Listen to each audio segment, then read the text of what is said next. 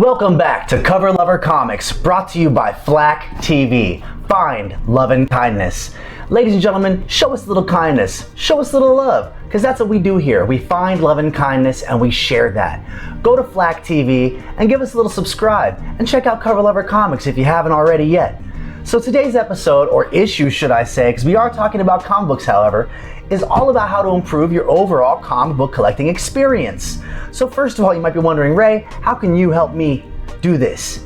Well, I have years of collecting, and I can tell you that I've done so much shopping, purchasing over the years that I have a collection that goes all over the place. And it took me some time to figure out how to focus it. So we're going to talk about focusing your collection.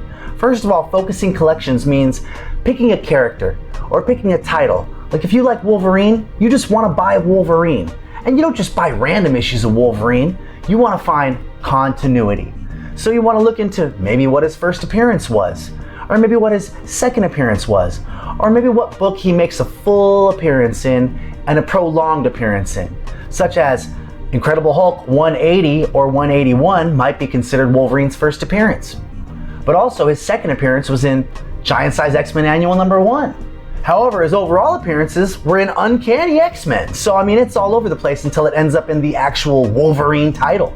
And this is what I mean. You want to focus on a character, you can collect just a character. There's no wrong way to do this. Some people just collect writers and artists. They obsess over this guy's style of writing or this fella's style of art, and they just follow that person wherever they go. They don't care what character, they don't care what company, they don't care. They just want that person's work, and that's a cool way to collect. Now, what I did was I focused my collections and I made sure that I had them in numerical order. My obsession was trying to at least collect the first 5 issues of some books, you know? And if I was smart enough, I would try to get doubles. So for example, I wasn't smart enough to invest in Turtles when the first few prints came out, but I did get a nice little 4th print when that came out. Pretty stoked on that. And that was one of the first comics from the Turtles I got. So I was pumped. Had to go to the store, managed to find a 5th print, which was pretty cool. And at the same time as the 5th print was coming out, I got issue #2. And you see where we're going, right? You see where we're going. It's pretty simple. The basics of it is this. You want to get the comics in as close to as numerical order as you could possibly go. And make sure that the continuity is there. I mean, it's one thing to have random Turtles, but then you gotta fill all these different holes. I have 1, 7, 12, 42, and 88, right? That's how it works out. Most comic collectors do it that way. They end up with all sorts of crazy stuff. But you wanna focus your collection. Focus the collection and make sure you have them in a set. Continuity is where it's at. Now, I mean, there's also people that just collect by company. I only collect Marvel. I only collect DC. I'm not a big fan of that. I'm a firm believer in a little slogan that two special fellas have been sharing for a while on YouTube. It says, read more comics. If you don't know who they are, you'll find out. However, my point is this. You got folks that just collect cover art, folks that just collect writers, and then you have folks that do stuff absolutely that you would think is crazy. And you might never heard of this. There are people who send their comic books out to a company to get professionally judged and graded from a scale of 0 to a 10. Now getting a 10 is very, very difficult. And I believe that once you get into the 9s and the higher 9s, that's when you start getting to like Mint and things like that. And slabbing comics is crazy because you're spending about 20 bucks to go get a comic book graded by a professional. And then it comes back to you graded. Now, some people like to get these books cleaned or pressed to try to get them as close to the possible original form as possible, which you can pay for through CGC, which is the main company that does grading. The CGC is actually a really cool thing. There are some folks that are against it, some folks that are for it, and I'm gonna show you why. So, for example, here's a copy of Batman, issue 423, very famous Todd McFarlane cover. Now I think I know what I'm doing, and I'm thinking I'm gonna send this in and get a high grade, like a 9 or like a 9.5, just hoping. And you know, I got an 8. And you know what, I'm not saying I'm hating on that because I've had this book for a while and was stoked to have found it in the wild for cheap. And you know, I don't necessarily know what it tracks at an 8 for sales, but that's not what I was into it for. I wanted to preserve this book. I've read this book. I have another copy that's beat and punched and loved. So why not preserve it and slab it and keep it in as best condition as I possibly can? That's the controversy here. Some people believe that comic books should not be slabbed, framed, or graded because what it does is it takes away the ability for the comic book to be read. Now me, there's certain things that I'm like, okay, I had a hell of a time finding this book in the first place. So I really don't care what grade it is. For example, our little topics of go find it. Well, sometimes I like to get go find it's graded or slabbed as they call it in the industry. So right here is a book I'm pretty proud of.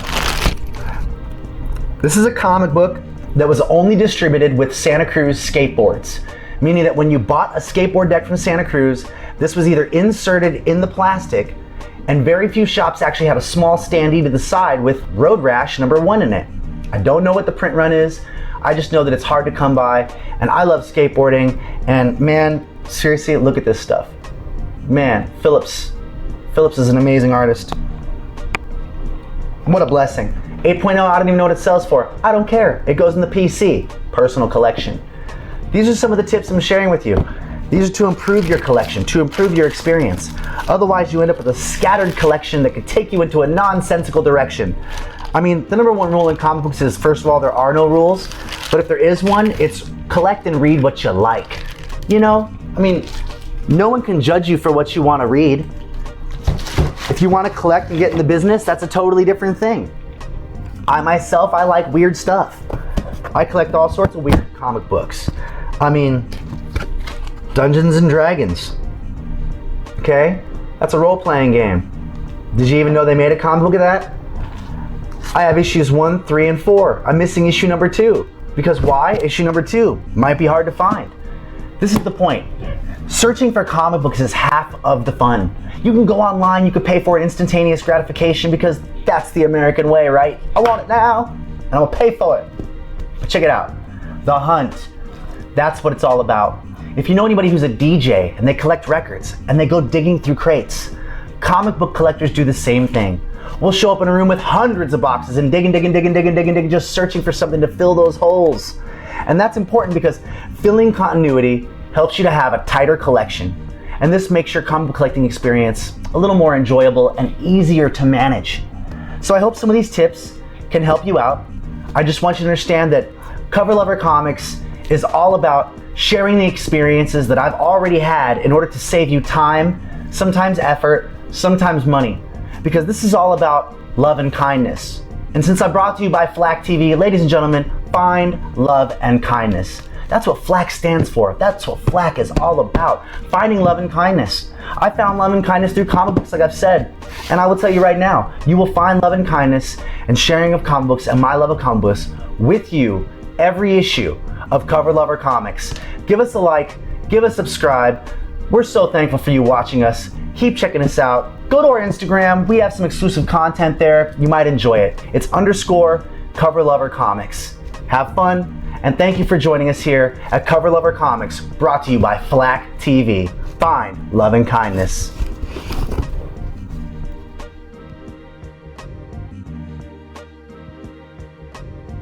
Oh, cover lovers, you know what time it is. It's time for the Go Find It. Go Find It! Oh, you know what Go Find It is. It's something that could be valuable, could not be valuable. It's something that might have had 1,000 printed, might have had 1,000,000 printed, but it's something that I think is cool and sort of hard to come by. Today is all about Go Find It, Sectaurs, issue #1. Sectaurs, issue #1, is drawn by Mark Teixeira. Teixeira's kind of come to fame in the early 90s doing some really awesome Ghost Rider covers and interiors. The Dan Ketch stuff.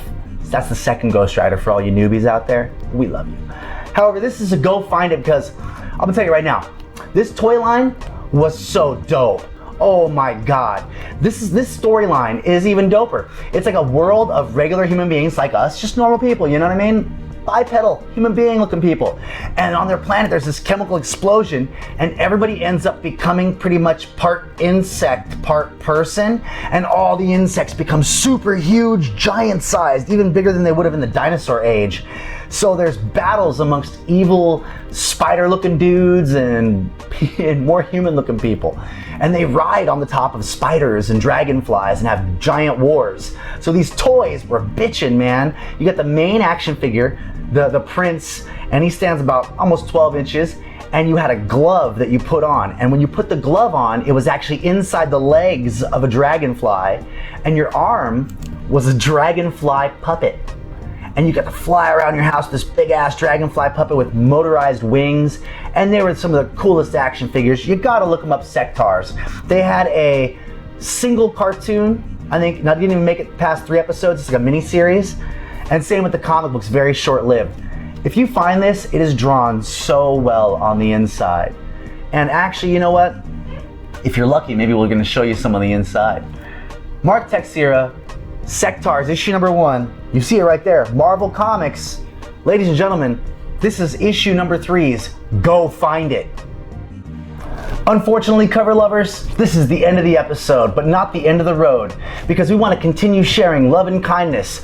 Find Love and Kindness, FLAKtv, Cover Lover Comics. Shoot a subscribe to FLAKtv. Give me a like at Cover Lover Comics. We'll see you again in the funny books.